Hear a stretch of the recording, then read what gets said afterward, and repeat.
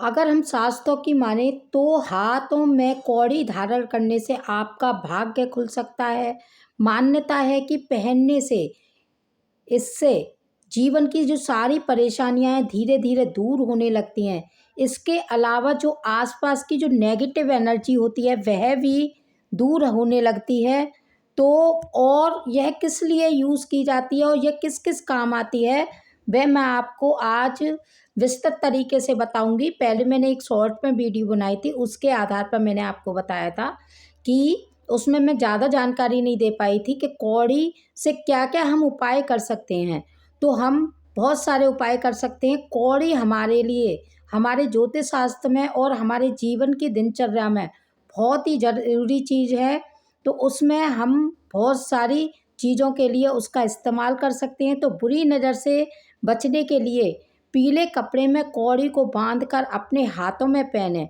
ऐसा माना जाता है कि इस उपाय को लंबे समय तक अगर हम करते हैं तो हमारी जो बाधा आ रही है कार्य में या व्यवसाय में सफलता नहीं मिल पा रही है तो वह अवश्य ही वो बाधा समाप्त हो जाती है और हमारी नौकरी और व्यवसाय में हमें सफलता मिलती है।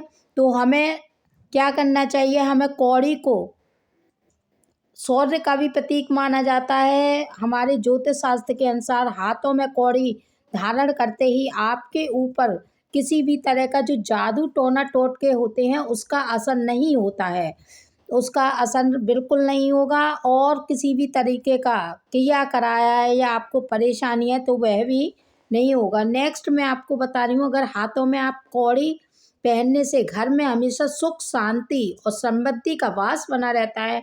इसके साथ ही कौड़ी लक्ष्मी जी का प्रतीक माना जाता है।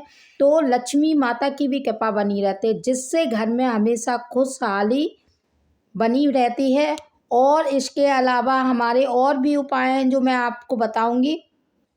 अगर आप कौड़ी को आपके बच्चों को बार बार नज़र लग रही है, बुरी नज़र से वह त्रस्त हैं, तो आप अपने बच्चों को बुरी नज़र से बचाने के लिए बच्चों के हाथों में काले कपड़े में एक कौड़ी को लपेट कर बांध दें, उनको नज़र से छुटकारा मिल जाएगा।